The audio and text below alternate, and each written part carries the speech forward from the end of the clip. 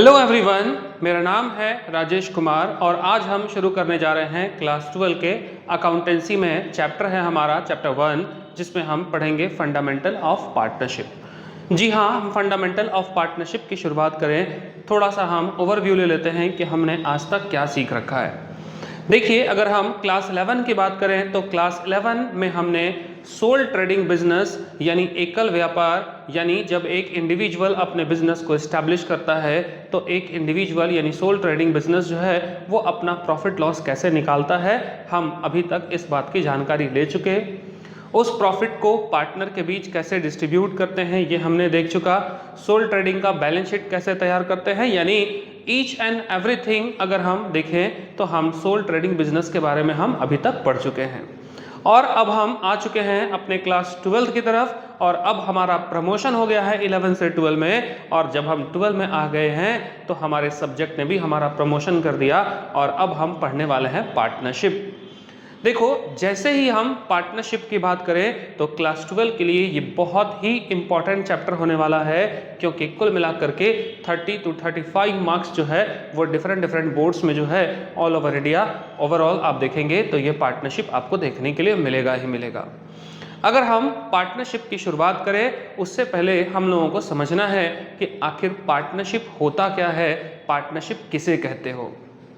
देखो, अगर हम ऐसे यूं ही कहें कि पार्टनरशिप क्या होता है तो मिनिमम दो यानी दो या दो से ज्यादा लोग आपस में मिलकर किसी लीगल बिजनेस को इस मोटिव से एस्टैब्लिश करते हैं कि हम इन फ्यूचर प्रॉफिट अर्न करेंगे और उसको डिस्ट्रीब्यूट करेंगे, यानी हम इस बिजनेस को क्या कहेंगे तो हम इसको पार्टनरशिप कह सकते हैं।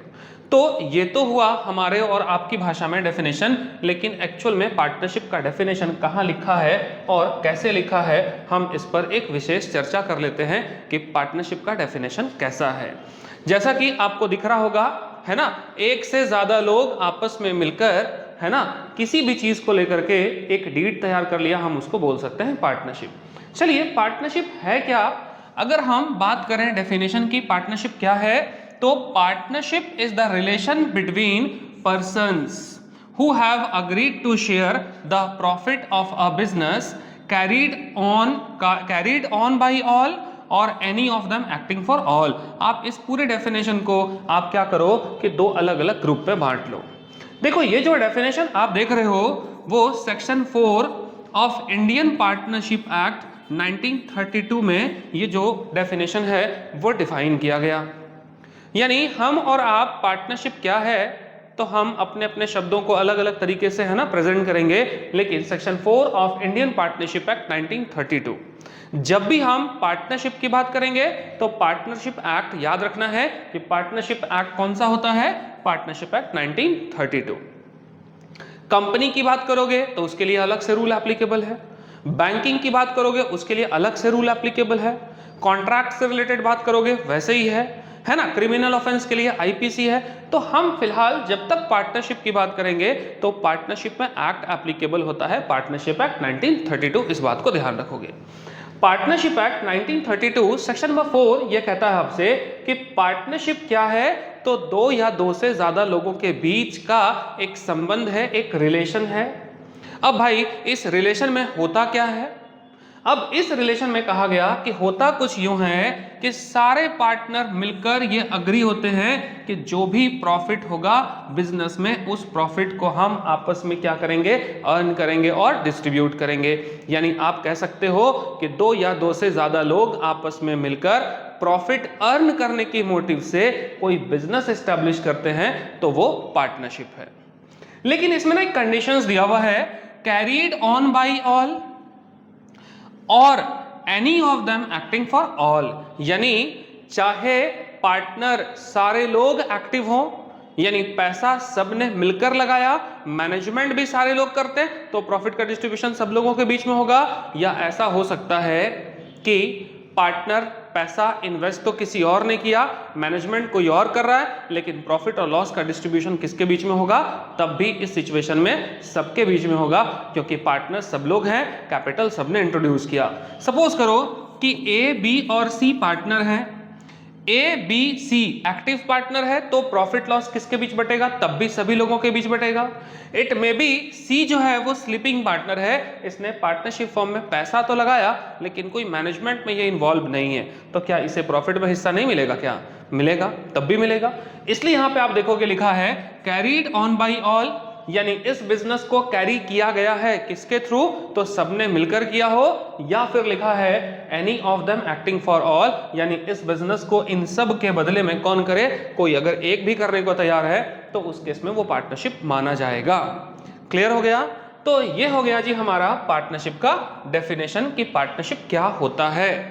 अगर हम आगे बढ़े तो पार्टनरशिप को कैरेक्टरिस्टिक्स अगर आप देखोगे, कैरेक्टरिस्टिक्स ऑफ अ पार्टनरशिप, तो कुल मिलाकर अगर हम कैरेक्टरिस्टिक्स की बात करें तो हमने इसे 5-6 अलग अलग ग्रुप्स में जो है वो डिवाइड कर रखा है। सबसे फर्स्ट है हमारा 2 और मोर पर्सन, यानी पार्टनरशिप बिजनेस के लिए ये बहुत जरूरी है कि कम से कम 2 लोग होने चाहिए, यानी मिनिमम नंबर ऑफ पार्टनर कितने होंगे, तो मिनिमम नंबर ऑफ पार्टनर होंगे 2 और मैक्सिमम नंबर ऑफ पार्टनर्स कितने होंगे, तो 50। इस बात को ध्यान रखना। लेकिन मिनिमम और मैक्सिमम नंबर का ये क्राइटेरिया आता कहां से है, ध्यान रखिएगा। जैसा कि हमने अभी पढ़ा पार्टनरशिप के लिए एक्ट एप्लीकेबल कौन सा होता है, पार्टनरशिप एक्ट, लेकिन पार्टनरशिप एक्ट में दूर दूर तक कहीं भी ये नहीं लिखा गया कि मिनिमम और मैक्सिमम नंबर ऑफ पार्टनर कितने होंगे, बाय लॉ कहीं नहीं लिखा गया। इसके लिए हम रेफरेंस लेते हैं कौन सा, कंपनीज एक्ट का, यानी सेंट्रल गवर्नमेंट का गाइडलाइंस है ना, उसमें यह सजेस्ट किया गया सेंट्रल गवर्नमेंट की तरफ से कि मैक्सिमम नंबर ऑफ पार्टनर जो होंगे ना वो 50 होने चाहिए। ये कौन कहता है, रूल 10 कहता है आपसे। चलिए देखते हैं हम उससे रिलेटेड क्या लिखा है। कह रहा आपसे there must be at least 2 person, यानी कम से कम 2 लोग होने चाहिए, टू फॉर्म अ पार्टनरशिप, किसी भी पार्टनरशिप को शुरू करने के लिए। साथ ही साथ देखो लिखा है partnership act does not specify the maximum number of person, कितने लोग होने चाहिए पार्टनरशिप एक्ट कहता ही नहीं। तो इसका मतलब यहां आप क्वेश्चन बहुत ज्यादा गलती कर सकते हो। अगर आपके एग्जाम में एमसीक्यू आ गया, आपसे पूछा गया कि मिनिमम और मैक्सिमम नंबर ऑफ पार्टनर कौन सा एक्ट डिफाइन करता है, ऑब्वियसली आपके माइंड में होगा कि पार्टनर के बारे में पूछ रहा है तो आप पार्टनरशिप एक्ट ही लिखोगे, लेकिन यहां क्या हो गया, कंपनी एक्ट हो गया। इसलिए ध्यान रखिएगा पार्टनरशिप एक्ट डिफाइन नहीं करता कि मैक्सिमम नंबर ऑफ पार्टनर कितने होंगे।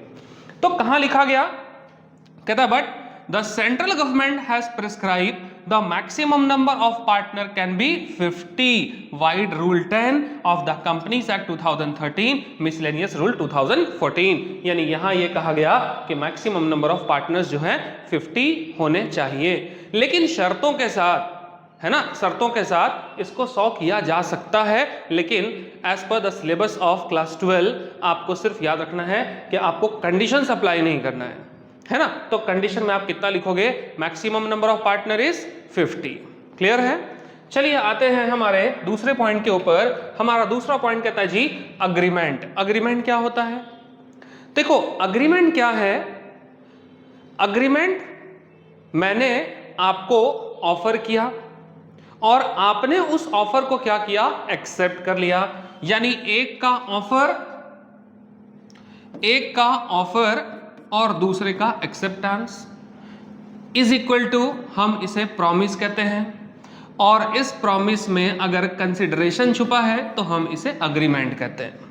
क्लियर हो रहा ना, यानी मैंने आपसे कहा है ना, और आपने उसे सुना और एक्सेप्ट कर लिया, मतलब मेरा ऑफर और आपका क्या है, एक्सेप्टेंस, और मेरे एक्सेप्टेंस के साथ अगर उसमें कंसिडरेशन छुपा हुआ है इसका मतलब कि वो क्या है, अग्रीमेंट है। यानी अग्रीमेंट क्या होता है, एक कंसिडरेशन है ना जिसमें 2 पार्टीज जो है वो अग्री हैं, इसका मतलब कि वो अग्रीमेंट होना चाहिए। तो पहले हम इस अग्रीमेंट को समझ सकते हैं। अब देखो क्या लिखा हुआ है, यानी partnership is the result of an agreement, यानी मैंने आपसे कहा और आपने उसे सुना समझा और आपने अपनी हामी भर दी कि हाँ मुझे करना है। जैसे सपोज करो मैंने आपसे कहा कि चल हम दोनों आपस में मिलकर एक टी स्टॉल शुरू करते हैं, इसका मतलब कि मेरा ऑफर है आपको, आपने इस ऑफर को एक्सेप्ट कर लिया कि हाँ जी सर बिल्कुल चलते हैं, और आपने उस ऑफर को एक्सेप्ट कर लिया। हम दोनों ने मिलकर यह डिसाइड किया कि हम कैपिटल 5 लाख ईच, है ना, कैपिटल इंट्रोड्यूस करेंगे, और चूंकि कैपिटल हमारा इक्वल है तो प्रॉफिट लॉस भी हम इक्वल बांटेंगे। ये मेरे और आपके बीच, है ना, मेरा ऑफर था, आपको एक्सेप्टेंस था, और जो भी, है ना, कंसिडरेशन हुआ कि प्रॉफिट को इक्वल बांटेंगे, इसका मतलब कि ये कंसिडरेशन है, तो मेरा ऑफर, आपका एक्सेप्टेंस, और ये कंसिडरेशन इज इक्वल टू क्या हो गया, अग्रीमेंट हो गया। ध्यान रखना, पार्टनरशिप जो है ना वो रिजल्ट ही अग्रीमेंट का होता है। पार्टनरशिप के थ्रू अगर हम देखेंगे कि पार्टनरशिप क्या है, तो partnership is the result of an agreement, ना कि ऑपरेशन ऑफ लॉ। ये लॉ के थ्रू क्रिएट नहीं होता, ये हमेशा अग्रीमेंट के थ्रू क्रिएट होता है। यानी partnership is the result of an agreement, is it must come into existence by the agreement and not by the operation of law। ये किसी कानून के द्वारा तैयार नहीं होता। जो मैंने कह दिया, आपने सुन लिया, आप सहमत हो, अग्री हो, दैट मीन्स कि मेरे और आपके बीच पार्टनरशिप हो गया। बस ध्यान रखना है कि जो एक्टिविटी हम करने वाले वो इलीगल ना हो जाए, बस इस बात को ध्यान रखना है। अग्रीमेंट किनके साथ किया सकता है, तो हर वो व्यक्ति जो 18+ है उसके साथ अग्रीमेंट किया सकता है, मेंटली पीसफुल हो अग्रीमेंट किया सकता है, किसी ड्रंक पीपल के साथ अग्रीमेंट नहीं किया जा सकता। बट इन शर्तों को ध्यान रखना है। तो आप, उम्मीद है, अग्रीमेंट समझ चुके होंगे। अब हम अग्रीमेंट की बात करें हमारे तीसरे टॉपिक के ऊपर, तो लिखा है आपसे existence of business and profit motive. जैसा कि हम लोगों ने डेफिनेशन में ही पढ़ लिया कि बिजनेस के लिए ये बहुत जरूरी, पार्टनरशिप के लिए बहुत जरूरी है कि हमारे बीच क्या होना चाहिए, बिजनेस होना चाहिए। यानी ये अगर चुन्नू है और अगर ये मुन्नू है, इन दोनों ने मिलकर ये डिसाइड किया कि हम प्लांटेशन करेंगे, तो ये प्लांटिंग करना, ये प्लांटेशन करना, क्या ये पार्टनरशिप हो सकता है क्या? नहीं ना। अगर दो लोगों ने मिलकर ये डिसाइड किया कि हम एक ओल्ड एज होम शुरुआत करते हैं, ओल्ड एज होम खोलते हैं, इसका मतलब कि हम इसको पार्टनरशिप नहीं कह सकते। क्यों? क्योंकि इसमें बिजनेस का मोटिव नहीं है, क्योंकि यहां आप क्या कर रहे हो, सेल्फ सेटिस्फैक्शन के लिए ऐसा काम कर रहे हो, सोशल वेलफेयर के लिए काम कर रहे हो। तो सेल्फ सेटिस्फैक्शन या सोशल वेलफेयर, हम इसे बिजनेस नहीं कह सकते। और साथ ही साथ इस तरह के कामों में प्रॉफिट मोटिव नहीं होता, इस वजह से हम इसको पार्टनरशिप नहीं कहेंगे। यानी पार्टनरशिप के लिए बहुत जरूरी है कि बिजनेस का होना चाहिए और बिजनेस में मोटिव होना चाहिए प्रॉफिट अर्निंग। हाँ, ये बात अलग है कि जब हमने बिजनेस कर लिया तो लॉस हो जाए, वो बात की बात है। देखो क्या लिखा है, partnership can be formed for the purpose of carrying on some business with the intention of earning profit, है ना, and such business must be legal। तो हमने अभी देख रखा ये है। चलिए हम आगे बढ़ते हैं और देखते हैं हमारा point number 4, sharing of profit. यानी जो पार्टनरशिप मेरे और आपके बीच होगा, उस पार्टनरशिप को हम आपस में जो भी प्रॉफिट होगा उसको हम आपस में क्या करेंगे, तो जो भी प्रॉफिट हुआ हम सारे जने उसको आपस में मिलकर क्या करेंगे, डिस्ट्रीब्यूट करेंगे। अगर प्रॉफिट को डिस्ट्रीब्यूशन मोटिव नहीं हुआ तो ऐसे में वो पार्टनरशिप तो हो ही नहीं सकता।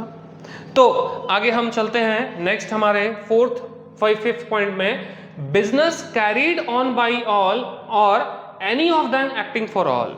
देखो ये चीज हम लोगों ने डेफिनेशन में भी अभी पढ़ा कि अगर बिजनेस करने वाले लोग हैं तो बिजनेस करने वाले लोग सारे पार्टनर एक्टिव हो सकते हैं। यानी उस बिजनेस में एफर्ट किसका होगा, सारे लोग मिलकर लगा सकते हैं, या सारे पार्टनर्स के बदले किसी एक ने मैनेजमेंट ही क्यों ना किया हो, लेकिन प्रॉफिट और लॉस का डिस्ट्रीब्यूशन किसके बीच होगा, सारे लोगों के बीच होगा। इसी को हम कह सकते हैं business carried on by all or any of them acting for all. अगर हम हमारे नेक्स्ट पॉइंट की तरफ पढ़ें तो कहता है जी, no separate existence. Separate existence का मतलब क्या हुआ कि अगर किसी पार्टनरशिप फर्म में ए, बी और सी पार्टनर हैं तो सेपरेट एग्जिस्टेंस का मतलब क्या होता है, सेपरेट, नो हटा दीजिए, सेपरेट एग्जिस्टेंस का मतलब क्या होता है कि ए ने जो चाहा उस बिजनेस में वो वही कर सकता है। इसको हम कहते हैं सेपरेट एग्जिस्टेंस। सेपरेट एग्जिस्टेंस का मतलब ही होता है कि जो मैं चाहता हूं बिल्कुल मैं वही करूंगा, चाहे आप जो भी कर लो। तो जी पार्टनरशिप में ऐसा नहीं होता, सोल ट्रेडिंग बिजनेस में ऐसा हो सकता है। तो आपको ध्यान रखना है, नो सेपरेट एग्जिस्टेंस का मतलब कि पार्टनरशिप फर्म में डिसीजन वही होगा जो सारे पार्टनर्स मिलकर अग्री करेंगे, वही डिसीजन है ना वो वैलिड माना जाएगा। अदरवाइज पार्टनरशिप में कोई भी डिसीजन नहीं हो सकता किसी एक पार्टनर के चाहने या ना चाहने से। जैसे अगर इनमें से डी नाम का एडमिशन करना है, इस डी को भी हम एडमिट करना चाहते हैं। अगर ए और बी चाहता है कि हम डी नाम के एक नए पार्टनर को फॉर्म में शामिल कर लें, लेकिन मिस्टर सी ऐसा नहीं चाहता कि उसका एडमिशन हो, तो क्या ऐसे में एडमिशन हो पाएगा क्या? नहीं। क्यों? क्योंकि यहां सेपरेट एग्जिस्टेंस नहीं है, इन दोनों के चाहने से नहीं होगा। जब भी कोई डिसीजन होगा तो किन लोगों के चाहने से होगा? जब तक सारे पार्टनर अग्री ना हो जाए तब तक कोई भी डिसीजन नहीं हो सकता। इस बात को ध्यान रखिएगा। इसलिए यहां पे क्या लिखा हुआ है? No separate existence. देखो क्या लिखा है, a partnership firm has no separate existence from its member. इसके मेंबर से ये अलग नहीं होता, मतलब जो मेरे पार्टनर हैं उनकी सहमति के बगैर मैं अलग कुछ नहीं कर सकता, है ना। वही चीज आपको यहां लिख कर कह रहा है। तो आप देख सकते हो कि कुल मिलाकर के ये वो चीजें हैं जिसको आप यहां पे समझ पाओगे। नेक्स्ट हम देखते हैं कि पार्टनरशिप डीड क्या होता है। पार्टनरशिप डीड किसे कहते हो आप? पार्टनरशिप डीड क्या है? A written document which contains the terms of agreement is called partnership deed। बहुत अच्छे से देखिएगा, a written document which contain the terms of agreement is called partnership। यानी आप कह सकते हो जिन शर्तों पर यानी जिस कंडीशंस के साथ मेरे और आपके बीच अग्रीमेंट हुआ, यानी सपोज करो कि ये मिस्टर ए है और ये हो गया मिस्टर बी। ए ने बी को और बी ने ए को, है ना, इन दोनों के साथ एक अग्रीमेंट हुआ और जिन शर्तों पर इन दोनों के बीच अग्रीमेंट हुआ होगा, मतलब कौन कितना कैपिटल इंट्रोड्यूस करेगा, किसके बीच का प्रॉफिट रेशियो क्या होगा, हमारा बिजनेस क्या होगा, हम काम क्या करने वाले हैं, हमारे बिजनेस का नेचर क्या है ना, मैनेजमेंट कौन क्या संभालेगा, मतलब इन दोनों के बीच जिन शर्तों पर अग्रीमेंट किया गया उस अग्रीमेंट को ही हम क्या कहेंगे?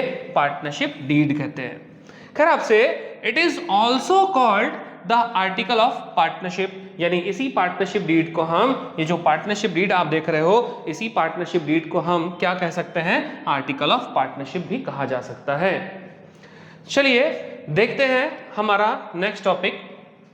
आर्टिकल ऑफ पार्टनरशिप के अंदर जो कुछ कंटेंट होते हैं हम उनको देखने जा रहे हैं।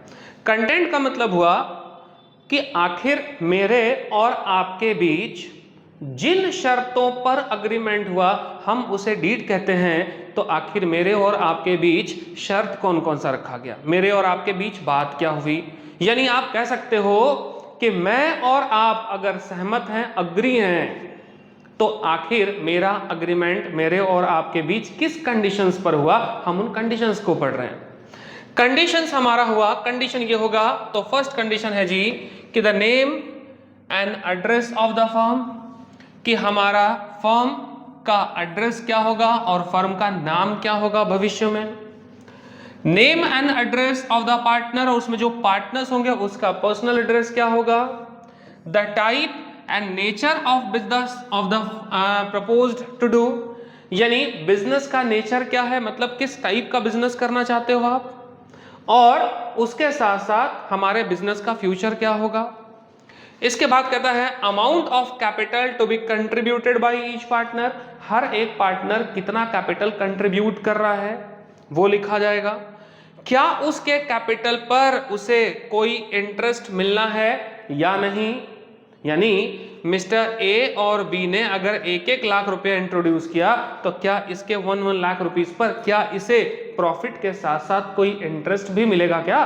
प्रॉफिट तो मिलेगा ही मिलेगा, लेकिन क्या इसके प्रॉफिट के साथ साथ मुझे कोई इंटरेस्ट भी मिलना है? इसके बाद कौन सा पार्टनर कितना ड्राइंग्स कर सकता है, और अगर ड्राइंग्स कर सकता है तो कौन सा ड्राइंग्स? हमने 11 में पढ़ा था ड्राइंग्स को हम दो ग्रुप में बांटते हैं, drawings out of capital, drawings out of profit. तो क्या पार्टनर ड्राइंग्स कर सकता है? अगर हाँ तो आउट ऑफ प्रॉफिट या आउट ऑफ कैपिटल, कौन सा, और उसका लिमिट क्या होगा? अगर किसी पार्टनर ने विड्रॉ किया है पैसा तो क्या उसे इंटरेस्ट भी भरना है या फिर प्रिंसिपल अमाउंट यानी जितना उसने विड्रॉ किया उतना ही उसको वापस करना है ना? यानी इंटरेस्ट के साथ वापस करना है तो इंटरेस्ट का रेट क्या होगा वो आप लिखोगे इंटरेस्ट ऑन ड्राइंग के अंदर। उन सब के बीच प्रॉफिट शेयरिंग रेशियो, प्रॉफिट और लॉस का बंटवारा पार्टनर के बीच कैसे होगा? क्या अगर कोई पार्टनर एक्टिव है जिसने मैनेजमेंट संभाल रखा है फर्म का तो उसे कोई सैलरी या कोई कमीशन मिलना है, और अगर सैलरी या कमीशन मिलना है तो पार्टनर को किसके काम के बदले कितनी सैलरी और कितना कमीशन आप दोगे वो आपको लिखना पड़ेगा। इसके साथ ही साथ गुडविल, गुडविल का मतलब क्या है कि गुडविल इन फ्यूचर अगर मुझे अपने फर्म की गुडविल का वैल्यूएशन निकालना पड़े तो गुडविल कैलकुलेट करने के लिए हम कौन सा मेथड यूज करेंगे, यानी average profit, super profit, capitalization, कौन सा मेथड आप यूज करोगे, इसके बारे में हम स्पेशली एक चैप्टर पढ़ने वाले हैं, है ना? क्योंकि गुडविल का वैल्यूएशन सारे टॉपिक में क्या होता है कि जितने भी मेथड्स होंगे उन सभी मेथड में अगर आप गुडविल का वैल्यूएशन निकालोगे तो एक ही पार्टनरशिप फर्म का एक ही साल का गुडविल अगर निकालोगे तो डिफरेंट मेथड में गुडविल का जो वैल्यूएशन होता है वो डिफर होता है, अलग अलग होता है। तो ऐसे में पार्टनरशिप के बीच, पार्टनरशिप फर्म में कोई विवाद झगड़ा ना हो जाए कल को, उससे पहले ये जरूरी है कि आप गुडविल कौन से मेथड में निकालोगे, अगर इन फ्यूचर कोई जरूरत पड़ा तो वो गुडविल का वैल्यूएशन आप आज ही लिख लो, मेथड लिख लो आज। इसके साथ साथ अगर हम देखें तो accounting period of the firm, देखो अगर हम कंपनीज एक्ट की बात करें तो कंपनीज एक्ट में 31 मार्च यानी फाइनेंशियल ईयर ही आपका अकाउंटिंग ईयर होगा, ये तो कंपलसरी है। लेकिन पार्टनरशिप के लिए partnership firm bye operation of law तो नहीं है ना, ये तो एक अग्रीमेंट का रिजल्ट है। तो उस अग्रीमेंट में आप डिसाइड करोगे कि आप फाइनेंशियल ईयर मानोगे या कैलेंडर ईयर मानोगे या इन दोनों के बदले कोई और अपना ही ईयर मान लोगे, ये आपकी मर्जी होगी। Method of recording of the firms account यानी बुक्स ऑफ अकाउंट आप कैसे मेंटेन करोगे, सिंगल एंट्री सिस्टम यानी इनकम्प्लीट रिकॉर्ड सिस्टम में करोगे कि डबल एंट्री सिस्टम में करोगे या फिर और आप कोई और मेथड यूज करोगे। ऑडिटिंग, ऑडिटिंग क्या होता है? बुक्स ऑफ अकाउंट को वेरीफाई करना, है ना? यानी जैसे ही आपका ईयर एंड होगा एक चार्टर्ड अकाउंटेंट आकर आपके बुक्स ऑफ अकाउंट को वेरीफाई करेगा ताकि उस अकाउंट के अंदर रिलायबिलिटी आ सके, सारे पार्टनर्स उस पर भरोसा कर सके। तो क्या आपके बुक्स ऑफ अकाउंट का ऑडिट होना है या नहीं, और अगर होगा तो हमारे ऑडिटर कौन होंगे, उन्हें अपॉइंटमेंट करने का अधिकार किसको होगा, और ज़रूरत पड़ा अगर हम नाखुश हैं, हम उस ऑडिटर से अग्री नहीं रखते तो उस ऑडिटर को आप टर्मिनेट कैसे करोगे। तो वो सारी चीज़ें इस ऑडिटिंग के ऊपर आएंगी। ड्यूरेशन ऑफ पार्टनरशिप यानी जो पार्टनरशिप फॉर्म है वो कितने दिनों का होगा। क्लास 11 में हमने पढ़ा था टाइप्स ऑफ पार्टनरशिप, तो उसको यहाँ दिखा रहा है ना, यानी पर्टिकुलर पार्टनरशिप है या इंडेफिनिट पीरियड पार्टनरशिप है, या आप कौन सा पार्टनरशिप कर रहे हो, क्या कोई पार्टनरशिप का टाइप स्पेसिफाई है, अगर है तो आप लिखोगे यहाँ पे। पार्टनरशिप में लिखा है 15 date of commencement of partnership, कब शुरुआत करोगे पार्टनरशिप का। Use of the decision of Garner versus Murray law, Garner versus Murray law ये केस लॉ है एक तरह का। इस केस लॉ को फिलहाल हम क्लास 11-12 पर तो हम पढ़ेंगे नहीं, लेकिन आने वाले टाइम में हम इस गार्नर वर्सेस मर्रे एक केस लॉ है जिसको हम आगे चल के पढ़ेंगे। 12th स्टैंडर्ड पर आपको याद रखना है कि ये एक तरह का केस लॉ है।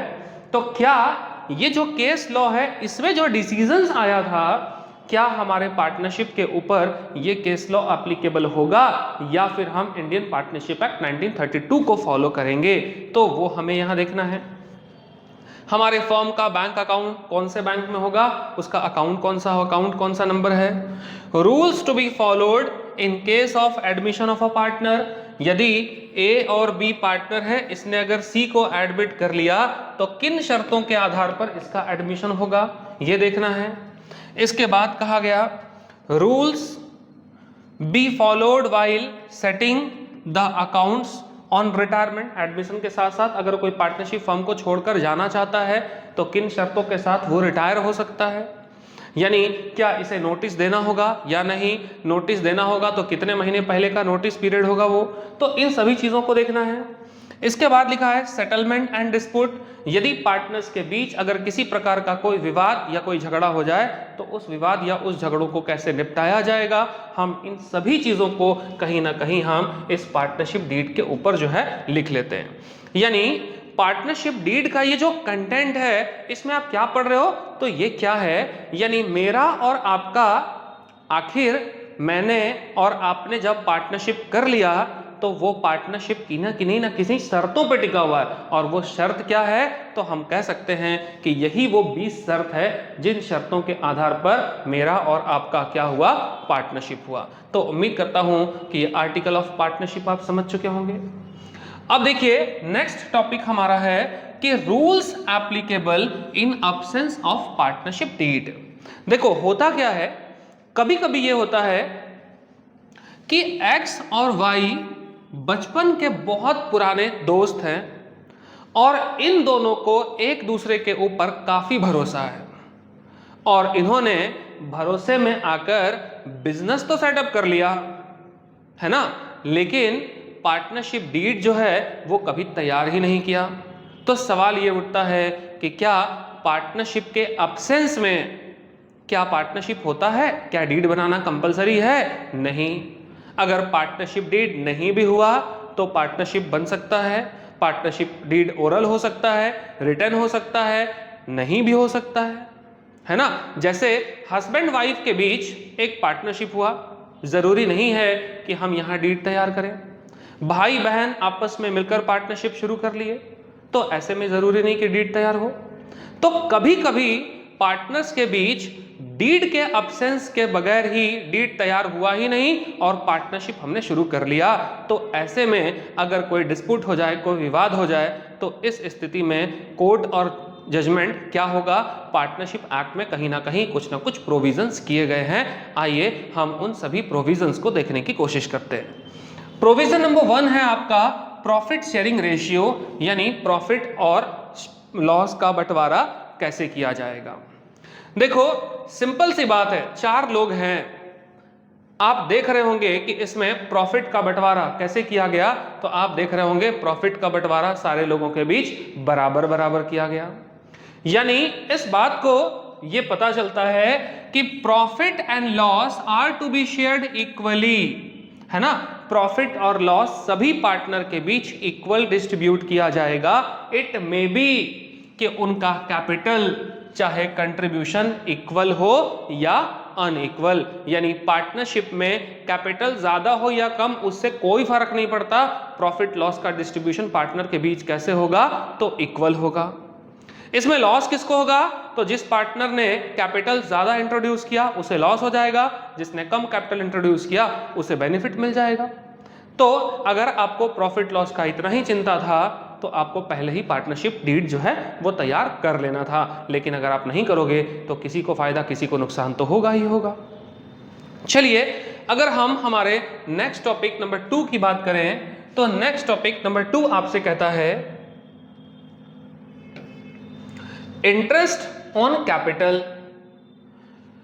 No interest on capital shall be allowed to the partners, यानी पार्टनरशिप डीड अगर नहीं किया गया तो किसी भी पार्टनर को उसके कैपिटल पर कोई भी इंटरेस्ट नहीं मिलेगा, कोई भी इंटरेस्ट नहीं मिलेगा।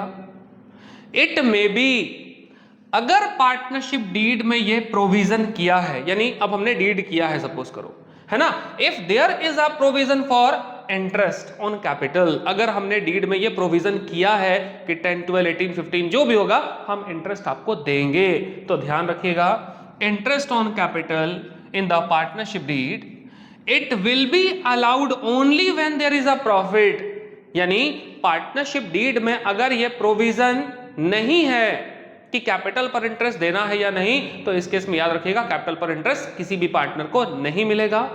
लेकिन इट में भी अगर डीड में लिखा है कि पार्टनर्स को उसके कैपिटल पर इंटरेस्ट देना है तो हम जरूर देंगे, लेकिन देने से पहले ये चेक करेंगे कि क्या उस साल प्रॉफिट हुआ है फर्म को या लॉस। अगर प्रॉफिट हुआ है तो हम कंसीडर करेंगे, लॉस के केस में लिखने के बावजूद भी हम उसको कैपिटल पर इंटरेस्ट नहीं देंगे। आगे चलो, आगे हम बात करते हैं number 3, salary to a partner. क्या किसी पार्टनर को कोई सैलरी या कमीशन भी मिलेगा या नहीं? बिल्कुल भी नहीं। No partner is entitled to any salary or any commission for taking the part of running business, running है ना, द फर्म्स बिजनेस। फर्म और बिजनेस का जो भी मैनेजमेंट हो जाए, किसी भी पार्टनर को कोई भी सैलरी, कोई भी कमीशन नहीं मिलने जा रहा है अगर पार्टनरशिप डीड साइलेंट है तो उस केस में। इसके बाद हम पॉइंट नंबर 5 की बात करें, इंटरेस्ट ऑन लोन। ये बहुत इंपॉर्टेंट टॉपिक है, interest on loan. Interest at the rate 6% per annum, 6% per annum interest on loan किसी भी पार्टनर को मिलेगा, चाहे डीड साइलेंट क्यों ना हो, है ना। यानी interest at the rate 6% per annum is to be allowed on the partners loan to the firm. यानी पार्टनर ने फर्म को लोन दिया है अगर, तो उस केस में पार्टनर को उसके लोन पर 6% पर एनम के रेट से इंटरेस्ट मिलेगा ही मिलेगा। और ध्यान रखना, चाहे फर्म को प्रॉफिट हो या लॉस में भी। प्रॉफिट होगा तो आप इंटरेस्ट दोगे तो आपका प्रॉफिट क्या होगा, घट जाएगा, और लॉस है तो लॉस के केस में भी आपको देना है, तो इसमें क्या होगा, लॉस आपका इंक्रीज कर जाएगा। तो प्रॉफिट हो या लॉस, हर सिचुएशन में इंटरेस्ट ऑन लोन आपको पे करना ही करना है। एक ये कंडीशंस है आपका इंटरेस्ट ऑन लोन का। इसके साथ साथ अगर हम एडमिशन की बात करें तो हमने पढ़ा था कि बिना किसी एग्जिस्टिंग पार्टनर की सहमति के, जब तक पुराने सभी पार्टनर एक साथ अग्री ना हो जाए कि नए पार्टनर को एडमिट करना है, तब तक उसका एडमिशन नहीं हो सकता। देखो क्या लिखा है, without the consent of all existing partner no new partner can be admitted to the firm. यानी आप देख सकते हैं कि ये पार्टनरशिप डीड अगर साइलेंट हो, रूल अगर नहीं लिखा, डीड आपने बनाया ही नहीं, चाहे आप शौक से मत बनाओ या अपनी भावनाओं में आके मत बनाओ, या फिर आपको अपने पार्टनर पर भरोसा था, सिचुएशन चाहे जो भी हो, पार्टनरशिप डीड अगर तैयार नहीं है तो ये सारे रूल्स जो है वो ऑटोमेटिक अप्लाई हो जाते हैं। चलिए रूल को हम फटाफट रिवाइज कर लेते हैं। प्रॉफिट लॉस का डिस्ट्रीब्यूशन इक्वल होगा, कैपिटल पर इंटरेस्ट नहीं मिलेगा, अगर डीड में लिखा है तो देंगे, लेकिन सिर्फ प्रॉफिट के केस में।